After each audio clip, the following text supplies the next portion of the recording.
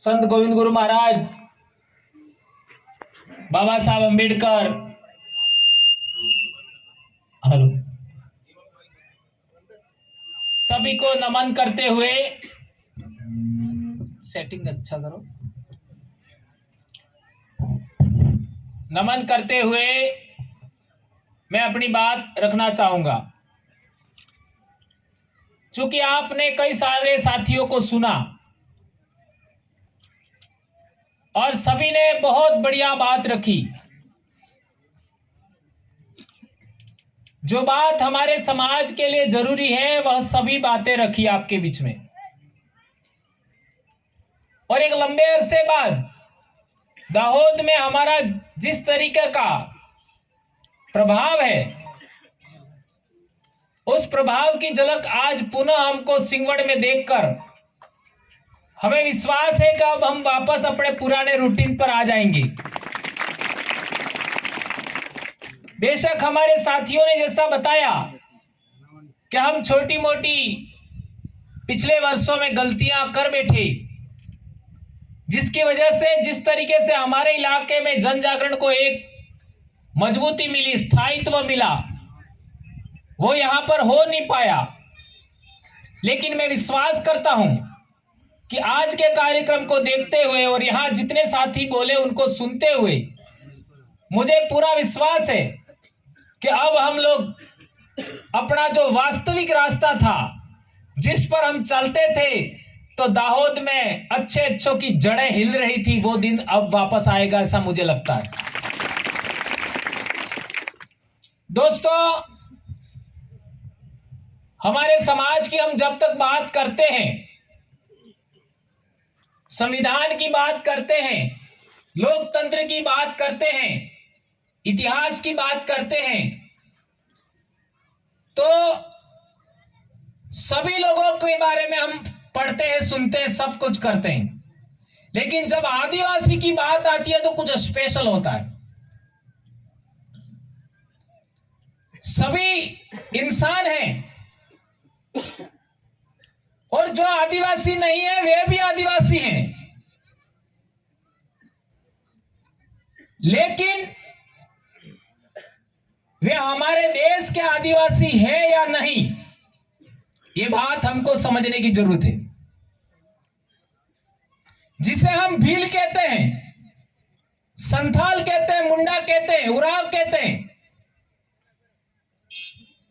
5 जनवरी 2011 के supreme court के judgement ने जो कहा उसको आधार मानते हुए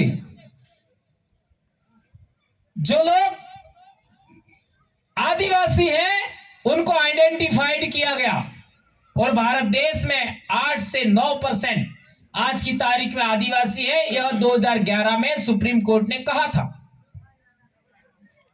उन आदिवासियों में सबसे बड़ा आदिवासी समाज भील है और भीलों ने एक लंबे समय तक जितने भी बाहर से लोग आए उन सभी लोगों का जितना संघर्ष कर सकते थे किया और मानवता दिखाते हुए, इंसानियत दिखाते हुए कभी भी उनका उस तरीके से संघर्ष नहीं किया, उस तरीके से लड़ाई नहीं लड़ा कि उनका मरण हो।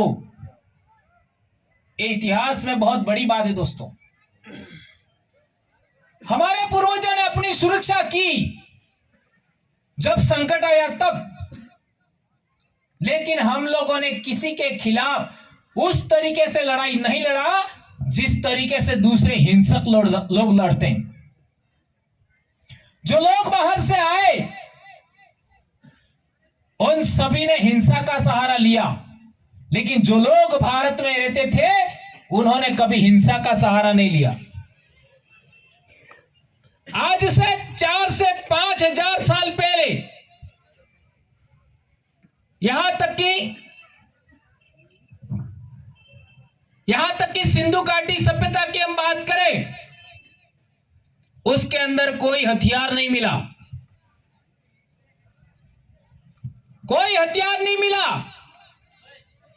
और बाद के समय में हम देखते हैं तो हमारे पूर्वज उस जमाने में अपनी सुरक्षा के लिए तीर कमान का इस्तेमाल करते थे, आज भी कर रहे हैं। हमने कभी भी अपने हथियारों का परिष्कार नहीं किया, विकास नहीं किया, अपडेशन नहीं किया। इसलिए कई लोग कहते हैं कि बाहर से लोग आए तो आदिवासियों की जमीन छीनती गई, छीनती गई, छीनती गई। और आज की तारीख में सारे आदिवासी जल विभाजक रेखा पर हैं। जहां पानी गिरने के बाद इधर उधर जाता है वहां बसे हुए हैं। और जहां नदी नाले हैं, अच्छे खेत बन सकते हैं, अच्छी नहरें बन सकती हैं, अच्छे तालाब बन सकते हैं, वहां आदिवासी आज की तारीख में नहीं है। उसका कारण क्या है कि हम लोगों ने अपने समाज का रक्षण करने का ही सोचा, आक्रमण के बारे में कभी नहीं सोचा। यह मानवता के लिए, यह इंसानियत के लिए सबसे बड़ा जीवन मूल्य है। लेकिन लोगों ने इसका अर्थ दूसरा निकाला कि हम लोगों ने, हमारे पूर्वजों ने रक्षा नहीं किया। अरे भैया, रक्षा करने के लिए जिसने, कुदरत ने, प्रकृति ने जिस इंसान को पैदा किया उसका मारना ही जरूरी है क्या? आज किसी भी देश में चले जाओ, वहां दो ही तरीके हैं, या तो हमारे साथ आ जाओ या तुमको खत्म कर दिया जाएगा। कहीं पर भी चले जाओ, दुनिया के किसी देश में चले जाओ, आदिवासी के अलावा कोई ऐसी कौम नहीं है जो इन दो सिद्धांत को नहीं मानती। या तो हमारे साथ आ जाओ या मरने के लिए तैयार हो जाओ। आदिवासियों ने कभी भी ऐसा नहीं किया।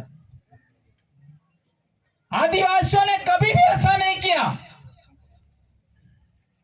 उनको जीने का अवसर दिया, उनको पेट पालन का अवसर दिया। यहां तक कि कोई भूखा अपने घर आ जाए तो सबसे पहले अपने हिस्से का रोटी खिलाया हम लोगों ने। उसको सोने के लिए अच्छा बिस्तर दिया हम लोगों ने। और यदि कोई दुश्मन है उसका, तो उसकी रक्षा के लिए हम लोग आगे गए, उसको पीछे रखा। यानी कह सकते हैं कि भारत देश ही नहीं, पूरी दुनिया के अंदर आदिवासी कौम श्रेष्ठ कौम है, जो अहिंसक कौम है। यह बात याद रखना होगा।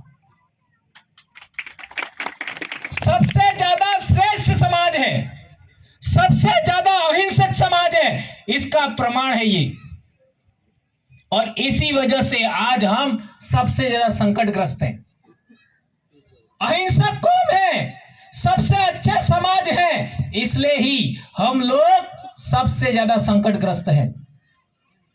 ये बात समझना होगा। जो लोग हिंसक हैं, दूसरे की जमीन छीनना चाहते हैं, दूसरे का शोषण करना चाहते हैं, ऐसा चरित्र, ऐसी आदतें, ऐसा डीएनए हमारा नहीं है। इस वजह से आज हमारे समाज पर समस्या आ पड़ी है। आज देख लो, जो लोग मेहनत नहीं करते, जो लोग मजदूरी नहीं करते, जो लोग श्रम नहीं करते, वो लोग मेहनत करने वाले, मजदूरी करने वाले, श्रम करने वाले लोगों का शोषण करते हैं। उनकी कमाई हुई अनाज को, उनकी कमाई हुई फल को, उनके कमाई हुए सब्जियों को छीन लेना चाहते हैं, शोषण करते हैं। क्या हम लोगों ने ऐसा कभी किया? नहीं किया। उनके मेहनत का पैसा कमाया हुआ है, उसको छीन लेते हैं। 100 रुपये का जूता है, 500 रुपये लेंगे। 150 रुपये का ड्रेस है, 1000 रुपया लेंगे। वो शोषण करने वाले लोग हैं। और आदिवासी कभी किसी का शोषण नहीं करता। हम लोग जानते हैं कि कोई आदमी, कोई समाज हमको कोई चीज मुफ्त में देना चाहता है तो भी हम लेते नहीं, उसके बदले में उसको कुछ देते हैं। ये जो मैंने दो तीन बातें आपको इसलिए बताई कि हमारा समाज सबसे श्रेष्ठ समाज है, नंबर 1, और नंबर 2 अहिंसक कौम है। इन्हीं दोनों बातों की वजह से हमारी समस्याओं का निर्माण हुआ है। आज देख लो, यदि मुस्लिम समाज की बात करें, मुस्लिम धर्म की बात करें, तो 712 ईस्वी में सिंध में सबसे पहले आए थे, सबसे पहले। और अंग्रेजों का राज शुरू हुआ तो 1757 में हुआ। इतना लंबा मुसलमानों का राज रहा भारत में। तो इतने टाइम तक हमारे बाप दादे लड़ते रहे, संघर्ष करते रहे, और 1757 से लगा करके 1947 तक अंग्रेजों का राज रहा। तब भी हमारे बाप दादे लड़ते रहे। 1947 से 2024 तक हमारे देश में डेमोक्रेसी है, लोकतंत्र है। आज भी हम लड़ रहे हैं। सही है गलत है? इसका मतलब है 712 ईस्वी से 2024 तक आज भी हम संघर्षरत हैं, आज भी हम लड़ रहे हैं। लेकिन उससे आगे जाइए, हमारे देश में रजवाड़ों की स्थापना हुई, राजतंत्र का स्थापना हुआ। उस जमाने से हम लड़ रहे हैं, क्योंकि हमारी व्यवस्था राजतंत्र नहीं है। हमारे बाप दादाओं की समाज व्यवस्था, हमारे बाप दादाओं का राज व्यवस्था गणतंत्र की व्यवस्था है। यही गणतंत्र आज की तारीख में इसको रूढ़ी प्रथा कहते हैं। आर्टिकल 13(3) क की जो बात हो रही थी, उसके अधीन ये बात आती है। हमारे उधर पाल कहते हैं, 12 फलियों का एक समूह होता है, उसको पाल कहते हैं। उसकी अपनी एक व्यवस्था होती है। आपके इलाके में तड़वी मुखी की व्यवस्था होगी, उत्तरी गुजरात में गमेती, हमारे भी गमेती बोलते हैं, मुखी बोलते हैं। यह जो व्यवस्था है हमारे समाज की, उसी समाज व्यवस्था के आधार पर साल भर के जितने त्योहार हैं, हमारे जितने उत्सव हैं, इन्हें अपने बाप दादा उहो कहे अपने बोली में, इस सब नो संचालन था। तो मेरे दोस्तों विचार करिए कि बारिश शुरू थवानी वे तारे थकी आ वाड़ी जवारानो दाड़ो आवे तार तक, એને કાલ પરસુ દાડો ગયો। વાડી આપણે વાવેન, વાડી विसर्जन करम, पूजा करम, प्रकृति पूजाई। तब तक के कितने हमारे समाज की रूढ़ी प्रथाएं थी। बारिश अच्छी होनी चाहिए, इसके लिए भी पूजा थी। सही कह रहा हूं गलत कह रहा हूं? जो मेरी उम्र के वो सबको पता है। बारिश आने के बाद, मक्का की बुआई के बाद 2-3 पत्तियां होती है मक्का की, इसमें कोई कीड़ा मकोड़ा नहीं लग जाए, उसके लिए भी पूजा थी। इससे आगे बढ़ते हैं हम लोग। यदि टाइम पर बारिश नहीं आती है तो अच्छी बारिश होना चाहिए, उसके लिए पूजा थी। उससे आगे बढ़ते हैं हम लोग। बारिश ज्यादा हो जाती है, रुकती नहीं है, तो बारिश को रोकने का भी विधान था। बारिश ज्यादा होने के बाद यदि इंसानों में कोई बीमारी हो गई, सीलन हो गई, एकदम गीला हो गया एरिया और हम बीमार हो रहे हैं, तो बीमारी को खत्म करने के लिए, बीमारी को गांव से बाहर निकालने के लिए, अभी किसी ने बात किया था जातर की, हमारे उधर रोग रगड़ा रथ होता है, उसका अपना विधान था। और बारिश खत्म होने के बाद वापस हियाळानी फसल पेरवा पहले हियाळानी फसल नो આપણે જમીન में કેટલી નમી है एना बल्ले वाड़ी जवारा था। ये सृजन शक्ति की उपासना थी। उसकी उपासना हम लोग 5 दिन करते हैं, 7 दिन करते हैं, 9 दिन करते हैं, और 10वें दिन सारे इलाके के लोग एक जगह इकट्ठा होकर के क्या करते थे? मेला लगता था। और जाबुआ में आपने देखा ही होगा, पाड़ा मारते। पाड़ा हमजी क्या? ये हमारे इलाके में भी होता था, आज भी हो रहा है। अब आप विचार करिए मेरे दोस्तों, जब बारिश शुरू होने वाली थी, वहां से लगा करके वाड़ी जवारा और दशमी तक, आज की तारीख में हम क्या कर रहे हैं?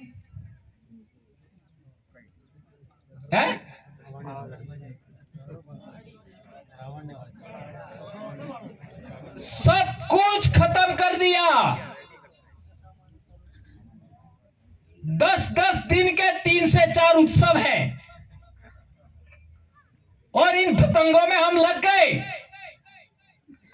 और इन धतंगों की वजह से आदिवासी कौम 2 प्रकार की पूजा करती है, एक प्रकृति की उपासना करती है, एक पूर्वजों की उपासना करती है।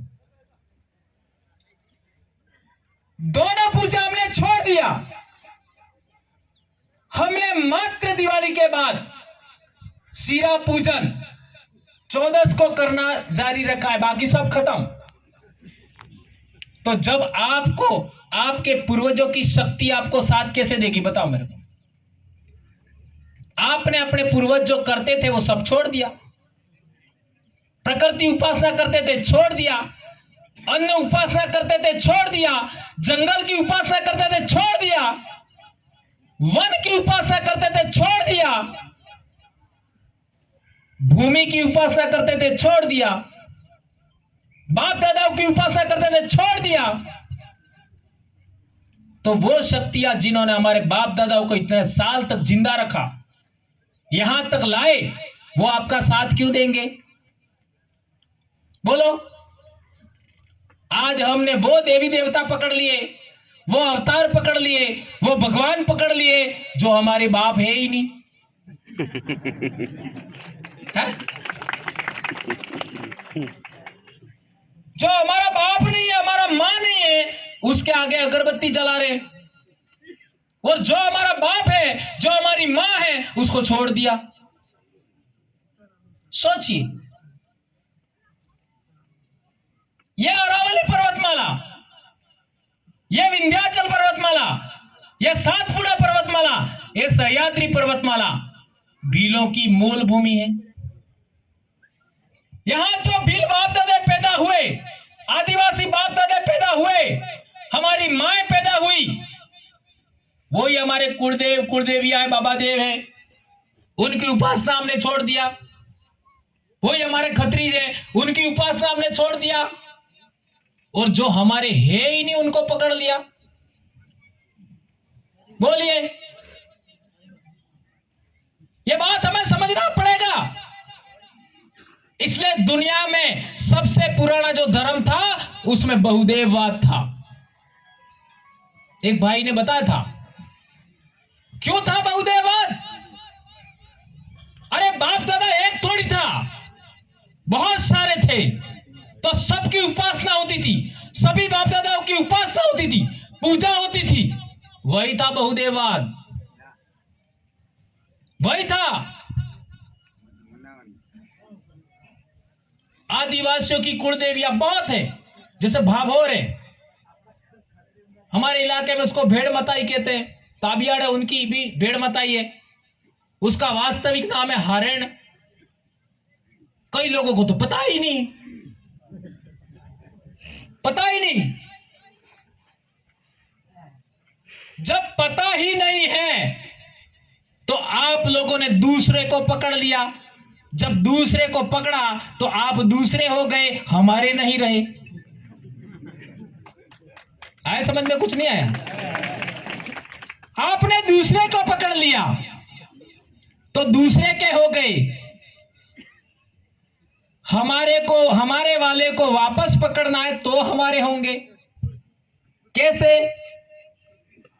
अभी कल परसों मैंने एक पोस्ट बनाई थी आदिम दर्शन नाम से।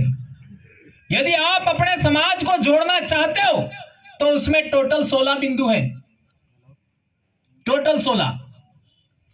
उन पर आप स्टडी करिए, उन पर आप बोलना सीखिए। ये 16 बिंदु पर आप बोलेंगे तो आपके परिवार में भी परिवर्तन होगा,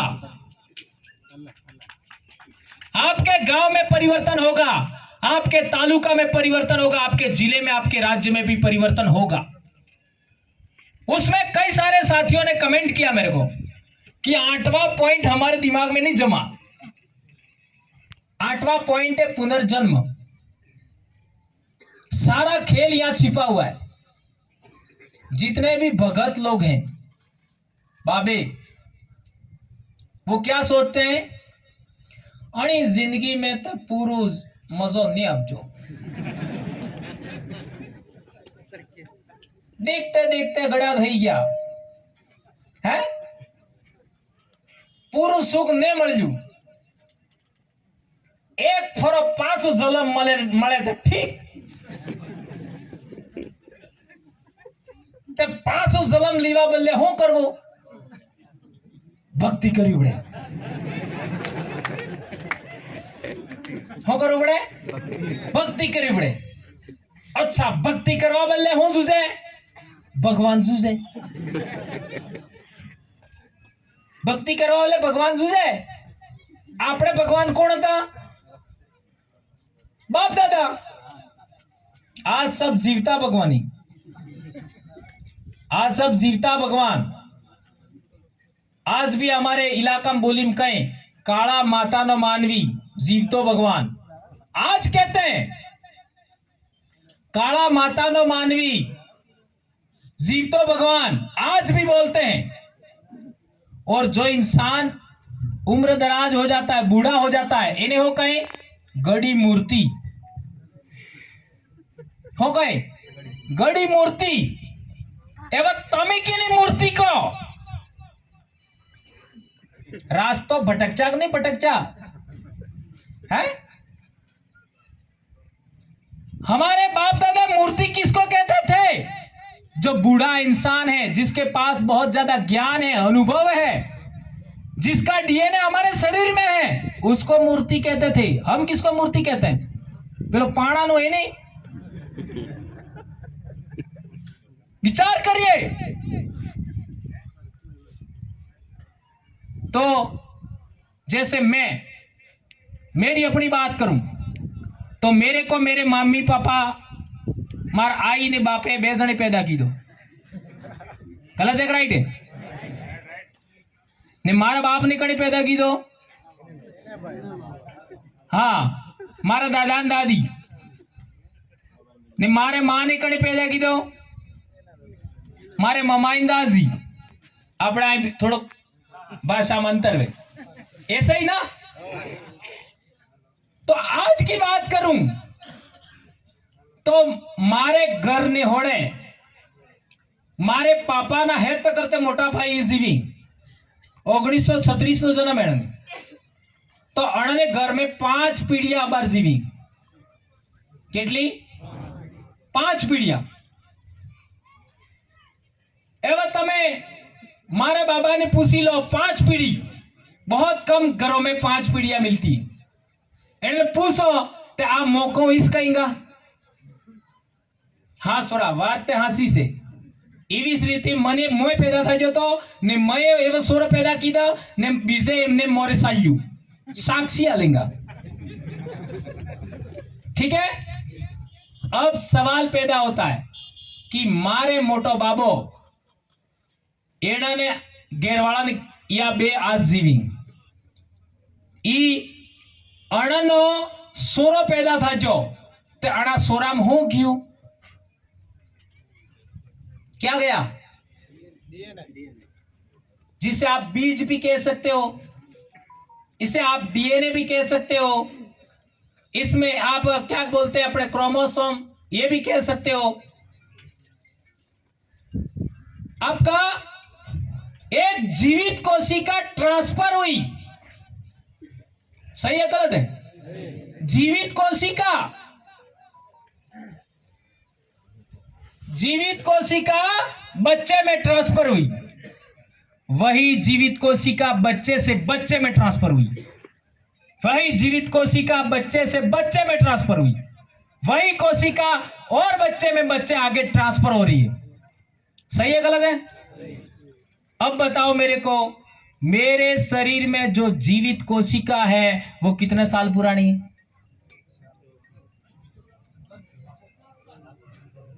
विचार करिए, आपके शरीर में जो जीवित कोशिका है वो कितने साल पुरानी है? कोई एक जना खड़ा होके बताओ। हाँ, रमण दादा तभी सुबह थी जो अनाज काल अनंत काल से, जब इस धरती पर सबसे पहले कहा जाता है साइंस के आधार पर चिंपांजी और इंसान का पूर्वज एक था, ऐसा कहा जाता है। लेकिन साइंस को आगे बढ़ाते हैं तो पेड़ पौधे वनस्पति जीव जंतुओं का उनका पूर्वज भी कॉमन था। आज से लाखों साल पहले सबसे पहले इस धरती पर काई के रूप में एक कोशिकीय जीव पैदा हुए, उसका विकास होते होते होते आज हमारे तक आए। तो वो कोशिका जो सबसे पहले इस धरती पर जीवन पनपा, उस जमाने से नॉन स्टॉप जीवित जीवित जीवित जीवित आज तक आ रही है। और वो कोशिका केवल अफ्रीका में पैदा हुई ऐसा जरूरी नहीं है, वो कोशिका यूरोप में पैदा हुई, एशिया में पैदा हुई ऐसा नहीं है, पूरी दुनिया के अंदर पैदा हुई, पूरी धरती पर पैदा हुई। और उसी जीवित कोशिका से विकास होते होते सभी जीवों का जन्म हुआ, उसी से आगे बढ़ते हुए इंसान का जन्म हुआ। तो अरावली पर्वतमाला, विंध्याचल पर्वतमाला, सातपुड़ा पर्वतमाला, सह्याद्री पर्वतमाला, साबरमती नदी, लूणी नदी, चंबल नदी, बनास नदी, माही नदी, नर्मदा नदी, तापी नदी, गोदावरी नदी में जो सबसे पहला जीव पैदा हुआ उसका डीएनए हमारे अंदर आज भी जिंदा है, वो जीवित कोशिका आज भी जिंदा है। बताइए मेरे को, तो आपका पुनर्जन्म हुआ कि नहीं हुआ? हुआ कि नहीं हुआ? आपके मां बाप से आपका पुनर्जन्म हुआ, दोनों का पुनर्जन्म, माता और पिता दोनों का पुनर्जन्म आपके अंदर हुआ। मेरे और मेरे वाइफ का पुनर्जन्म मेरे बच्चों में हुआ। हमको रास्ता भटका दिया, आपड़ोस पास उठा है। अरे थई क्यों हो बाकी है?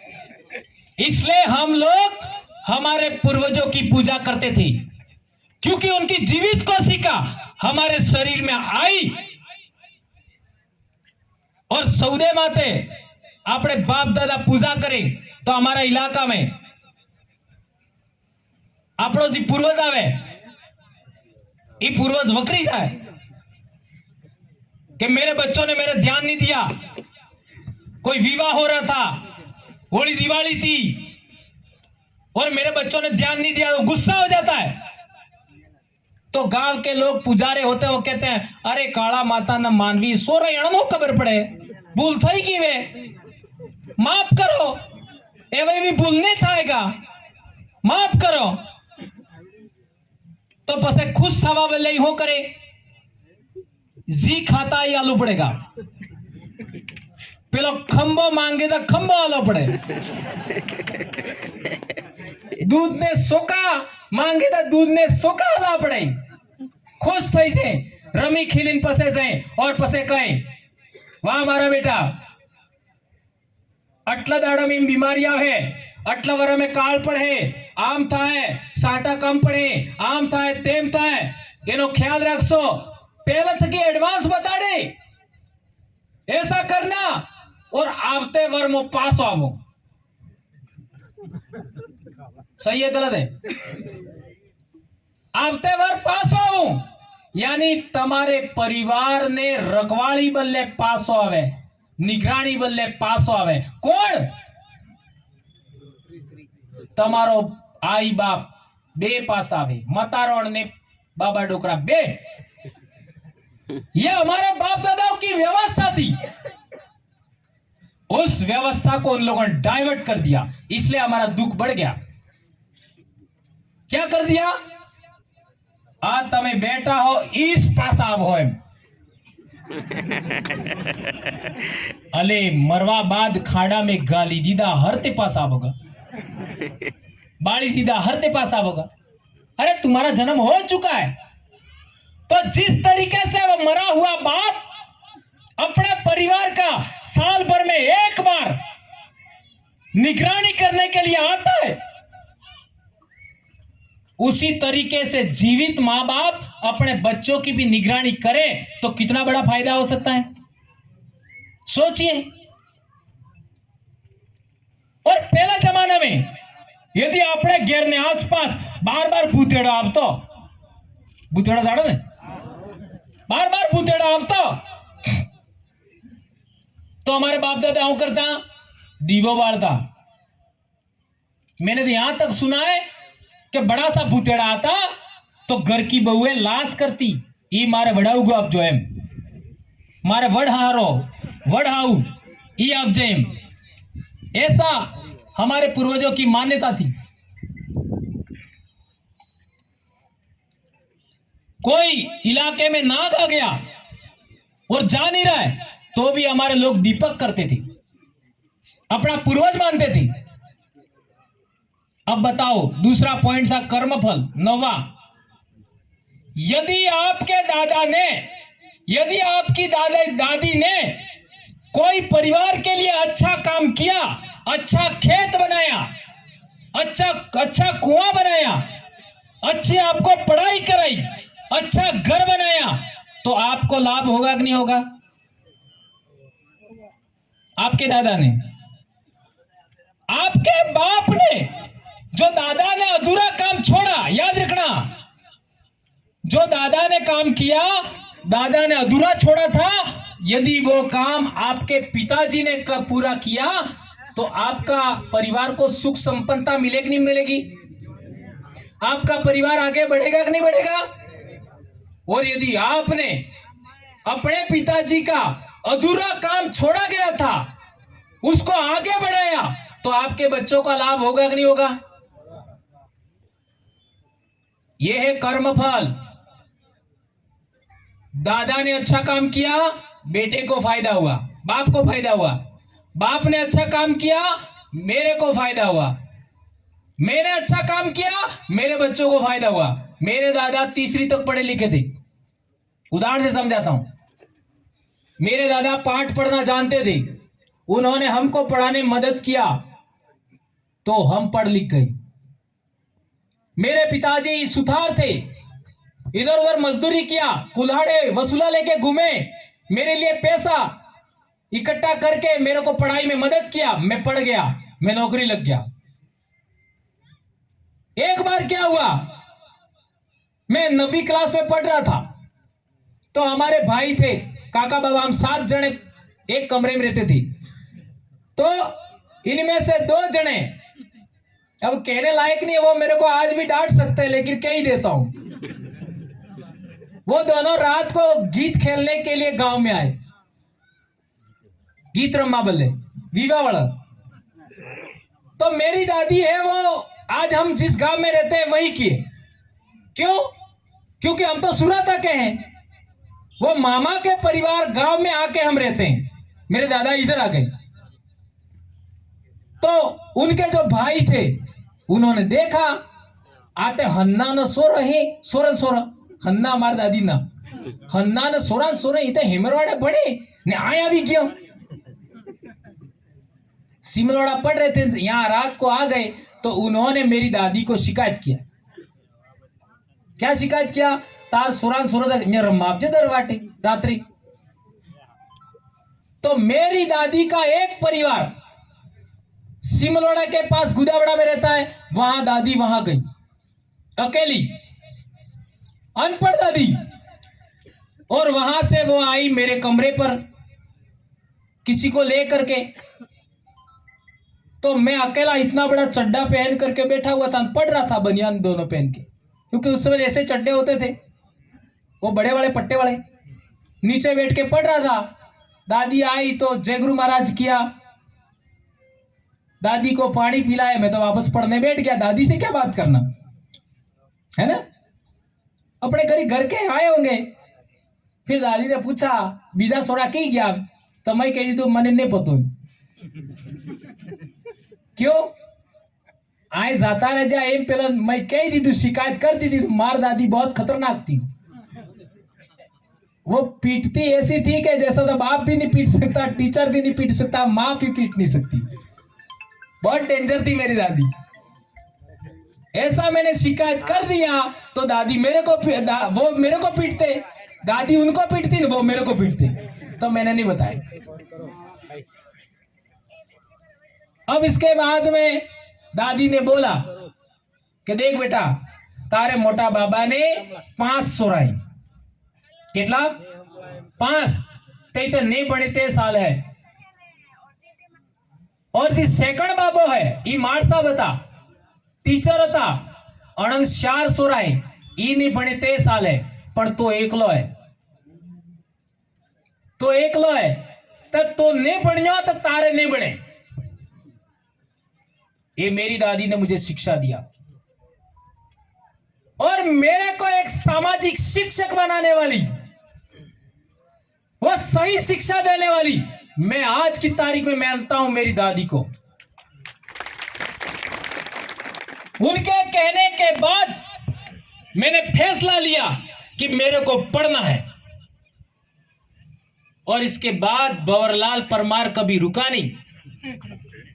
किसी भी क्लास में अगले 3 बच्चों में मेरा नाम था, 9th क्लास में फर्स्ट, ध्यान रखो, और 10th में सेकंड, 11th में फर्स्ट, और 12वीं में थर्ड, एसटीसी किया फर्स्ट, कॉलेज में सेकंड, बीएड किया फर्स्ट। ऐसा रिकॉर्ड है मेरा पढ़ाई का, और वो बीजारोपण किसने किया? दादी ने किया। इसलिए मेरा अटल विश्वास है, यदि आपके दादी ने आपके लिए अच्छा काम किया तो इसका लाभ आपके मां बाप को होगा। यदि आपके मां बाप ने कोई अच्छा काम किया तो उसका फायदा आपको होगा। आपने अच्छा काम किया तो आपके बच्चों को लाभ होगा। यही है कर्मफल। और आपने हो विचार की दो, अगरबत्ती पूजा पाठ करहा ते असल कर्म था है, ते पासो जलम मळ है, और भक्तन ते आए तक है। मो एकलो अमरापुर जातो रो तो साले गेरवाड़ी नहीं आवे ते साल है, क्योंकि वो पापड़ी पीली तो पूजा पाठ करवा थे गिरे जी, भजन मंडली में जावा थे गिरे जी, आरती में जावा थे गिरे जी, इंद सौरभ हमारा पड़े गैर परिवार डूबी बाकरा साला। विचार करिए, ये वायरस किसने फिट किया हमारे दिमाग में? आज इस्लाम धर्म देखो वहां पर भी ऐसा ही है, ईसाई धर्म में देखो वहां भी ऐसा ही है, और हमारे धर्म का आज तक कोई नाम फाइनल हुआ ही नहीं है, उनमें भी ऐसा ही है। जब से आदिवासी बोलने लगा कि हम हिंदू नहीं हैं, तब से नया धर्म का नाम आ गया, पहले कुछ और नाम था। और वो भी हमने इसलिए बोला कि दयानंद सरस्वती ने सत्यार्थ प्रकाश में लिखा है, इसलिए हमने बोला था, हमारे पास प्रमाण था, ऐसा हमने बोल दिया। और बोला भी इसलिए था कि आदिवासी हर एक काम ऐसे करता है और दूसरे समाज के लोग हर काम ऐसा करते हैं। ऐसा क्यों है? ये समझाने के लिए हमेशा बोलते थे। आज वो कोई बड़ा मुद्दा नहीं, अब नए नए नाम आ रहे हैं। तो सभी धर्मों में एक जैसी बात है। अब सवाल पैदा होता है, तमे गरबा जटला रमो अणाम जटली देविया हैं, अणाम तमारी कटली कुल देविया है, बताओ कई कटली कुल देविया हैं? मोडामोर परमार हूं तमारी कुल देवी विजाहण है, विजाहणम आणि नौ देवियम विजाहण है नहीं है? भाभोर, ताबियाड़, रोद, इन लोगों की कुल मता ये हारेण है, हारेण नहीं है। आपका जो लोग कटारा है उनकी कुल देवी कौन सी है? हमारे नठारापाल, क्या नाम है, अभी दिमाग से निकल गया। डिंडोर, जितने भी डिंडोर लोग हैं उनकी कुल मताई है बोरेज मताई। आपका जितने बगोरा, आहारी, आहारियों की कुल मताई है कड़वेल, बोआल मताई। बगोरा, मनार, कोटेड़, इन लोगों की कुल मताई है वाजेड़ मताई। और जो कटारा की मैं बात कर रहा था नठारा पाल में, उनकी कुल मताई है धराड़ मताई। क्या वो उनमें नाम है? तुमने, तुम्हारे बाप दादे जब कभी कोई लड़ाई होती थी तो अपनी जो कुल मताई होती थी उसको जमणे हाथ पर यहां बांध करके जाते थे, बांध करके जाते थे, साथ में लेके कपड़े में बांध करके रखते थे यहां पर। और यदि जिस आदमी का मान लो किसी कारणवश हत्या हो गई तो उसको ऐसे छोड़ नहीं देते थे, ये कुलमता यहां थी, वो निकाल करके दूसरा जीवित आदमी होता था उसको लेके जाता था। ये बात ध्यान रखो। इस तरीके से हमारे बाप दादे लाखों साल से हमारी कुलमताई को लेके आए।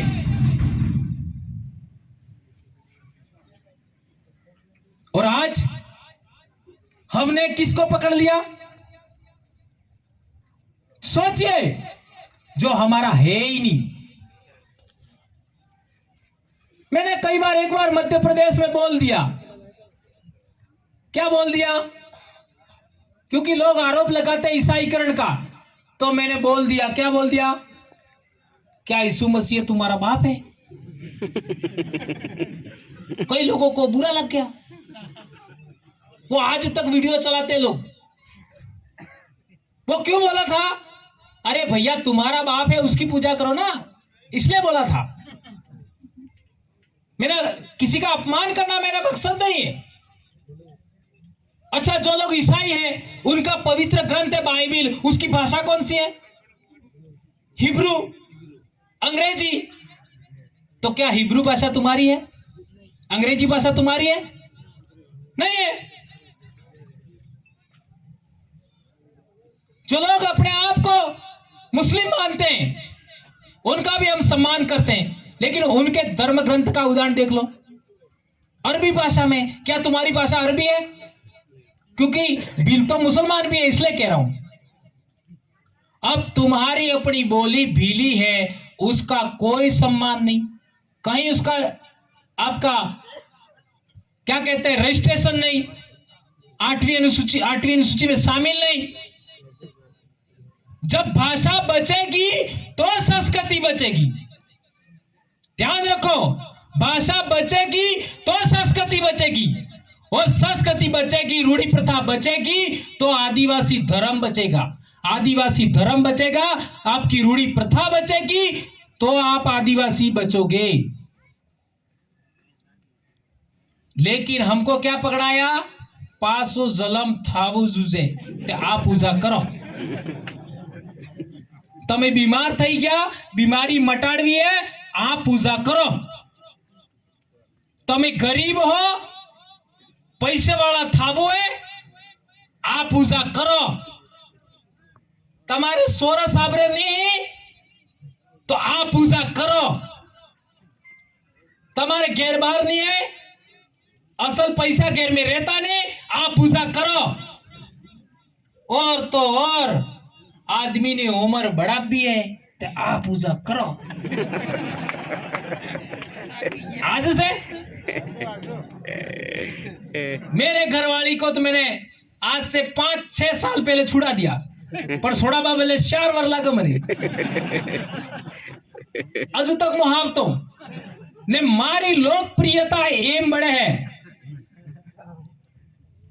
ऊपर जा रहा है ग्राफ, अभी ऐसे भी नहीं हुआ है, नीचे भी नहीं आ रहा है, क्योंकि मैं वो बात बोलता हूं जो कोई नहीं बोल सकता, कोई हिम्मत नहीं करता. विचार करिए, आपको क्या पकड़ाया? आपको वो पकड़ाया जो आपके पूर्वजों का था ही नहीं, और क्या छुड़वाया जो आपके पूर्वजों का ही था. तो भारत देश में आदिवासियों को सदा के लिए खत्म करने की योजना है, और हम इस योजना का हिस्सा बन चुके हैं. इसलिए मैं कहना चाहता हूं, यदि आप अपने समाज को, अपनी पीढ़ियों को, आने वाली पीढ़ी को सही दिशा देना चाहते हो, तो आपकी कुलमताई, आपके बाबा देव, आपके खत्रीजों की पूजा तो करनी ही होगी. लेकिन ध्यान रखो, बारिश शुरू होने से ये 10वीं तक की जितनी पूजाएं थी उनको भी वापस जीवित करना होगा. और ये जीवित कार्य थाएगा जारिया पगपाड़ा मत तमे जो हो एने थोड़ा लगाम लगावो. पिछले साल लीमखेड़ा में अपना बेग भाई मरी गया, राइट है गलत है? पीली दशा माता ने नाम माते हमारे गलियाकोट में एक लड़की ने, कुंवारी लड़की थी, उसने छोटी बच्ची को तलवार से काट डाला. हमारे इलाके में 2015-16 की बात बताऊं, शायद 17 की, मेरे को एपीओ किया गया था, तब की बात है. एक लड़का करवा चौथ का व्रत करके लड़की को मिलने चला गया. अब विचार करोगे यार, किस उसकी औरत तो घर में होगी, लेकिन वो तो था कुंवारा. अब कुंवारे करने लगे, विचार करो. जबकि उनकी मान्यता के अनुसार विधान किसका है? शादीशुदा महिला पुरुष का. लेकिन हमारे आधे अधूरे लोग क्या सोच बैठे, कुंवारो हंते करीना को मिलने चला गया. अब वहां लोगों ने पकड़ लिया. पकड़ने के बाद नीम से बांधा, कपड़े फाड़े, पीटा, फिर पुलिस बुलाई, अखबार वाले बुलाए, फोटो खींचा, वायरल किया, फिर पुलिस छुड़ा के ले गई. दूसरे दिन अखबार में छप के आया. तो सारे समाज की बदनामी हुई कि नहीं हुई? एक व्यक्ति की वजह से, एक लड़के की वजह से पूरे समाज की बर्बादी, बदनामी हुई. इसी बात को मैं गुस्सा होकर के मैंने बहुत तगड़ा मार लगाया. किसको? माँ बाप बैठे हुए थे, और वो भी किस लिए बोला? एक दूसरे साथी थे, उन्होंने मेरे को चिट्ठी पकड़ाई आ बात के विषय में. मेरे पहले भी एक टीचर ने बोला था, तो ना तुम्हें कही दोगा लोगों माते बड़ा असर पड़ेगा, तो मैंने बोल दिया. और उस समय क्या होता था कि ऐसी जो माँ बाप को समझाने के लिए बहुत डेंजर बातें बोलते थे, उसका वीडियो नहीं बनाते थे हमारे लोग. लेकिन जब बहुत बड़े पैमाने पर कार्यक्रम होते थे, तो कुछ लोगों ने अपने लोगों को वहां भेज करके वीडियो बना लिया और वायरल कर दिया. आज तक चल रहा है. उसकी वजह से मेरे ऊपर एफआईआर भी हुई, बहुत परेशान किया, लेकिन मैंने पीछे कभी हटा नहीं. जो मैंने बोला है, इससे मेरे समाज की बर्बादी हो रही है, और मैंने अपनी बोली में, अपने समाज की भाषा में, अपने बच्चों के मां बाप को शिक्षित करने के लिए ये जो 10-10 दिन के आपका दशा माता का, गणेश उत्सव का, गरबों का जो उत्सव होता है, इसकी वजह से पढ़ाई भी करती है, उसको समझाने के लिए माँ बाप को बोला था। मैं पीछे नहीं हटा, मेरे 3 इंक्रीमेंट रोक लिए, तो भी मैंने किसी के आगे हाथ नहीं जोड़ी। परिणाम क्या हुआ? आज हमारे इलाके में कोई पद यात्रा में लोग नहीं जाते आदिवासी परिवार के। इस साल कल काट्टे में एक आदमी ने कहा कि पूरे इलाके में मैं घूम रहा हूं, केवल 3 गरबे मिले, सब गरबे बंद। ई कालजो आज से बीजो कोने नहीं है। विचार करो, देर सही धीरे धीरे समाज को समझ में आया कि हमारे बच्चों की पढ़ाई बिगड़ रही है, हमारे बच्चों का स्वास्थ्य बिगड़ रहा है। अरे 5 स्वरनी सूरी कांड न करें, 5 स्वरनी तो शरीर का कटला नुकसान था, जबकि बच्चों को खाने की जरूरत होती है। हमारा शरीर का नुकसान हो रहा है, हमारी पढ़ाई का नुकसान हो रहा है, हमारे समय बिगड़ रहा है और हम गलत बातों की ओर बढ़ जाते हैं।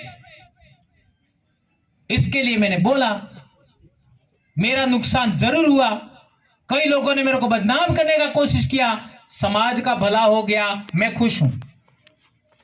मेरा समाज मेरे बताए रास्ते पर चल रहा है। इसलिए आपका पुनर्जन्म हुआ कि नहीं हुआ? किस किस का हुआ बताओ? क्या बात कर रहे हो गया? तो आज के बाद पहला पुनर्जन्म वाहने पड़ुए। आपको अपने कर्म का फल मिला कि नहीं मिला? कर्म फल मिला, दादा का कर्म फल आपको मिला, आपके पिताजी को, आपके पिताजी का कर्म फल का फायदा आपको हुआ, आपके कर्म फल का बच्चों को होगा। इसलिए हमारे बच्चों को हम जो काम नहीं कर पाए वो हमारे बच्चों को करने के लिए कहिए। आज भी मेरे माँ बाप खेती कर रहे हैं, आज भी, लेकिन उनको खुशी है कि मेरे बेटे ने इतना बड़ा कमाल करके दिखाया, खुश है वो। और आज भी खाना वो मेरे को खिलाते हैं। मेरे पीछे आदमियों से ज्यादा औरतों का योगदान है। मेरे पीछे मेरी औरतों का और मेरी जो आसपास में औरतें हैं मेरे सगा संबंध की, उनका ज्यादा योगदान है। मेरी दादी का योगदान, मेरे जन्म के बाद पहला दूध मैंने मेरी भाभी का पिया, ताई का, 2, तीसरी मेरी माँ है ना, चौथी मेरी बहनें, और 5वीं मेरी पत्नी, और 6ठी मेरी सास, और 7वीं मेरी सालियां। इन सब ने मेरे को यहां तक लाए। मेरे बच्चों का पालन पोषण मेरी बहनों और मेरी सालियों ने किया, आज भी मेरे साथ में। मेरी दादी और सासू मां ने, मेरी मां ने कभी भी मेरे को नहीं रोका। ये जमाई जाए है बांटने दे हूं कर तो वे ऐसा कभी सवाल नहीं किया है? एक बार हम में लड़ाई क्यों? लड़ाई में क्यों कि मैं भी जिद्दी, वो भी जिद्दी, क्योंकि वो भी अपने बाप के परिवार में लाडली, मैं तो लाडला था ही। अब 2 लाडले लड़के तो रहे कौन पीछे? वो भी नहीं मानी, मैं भी नहीं माना। मेरी सासू मां ने कहा, तार जे जा वो जा, मार जमाई फेर पड़ना वो।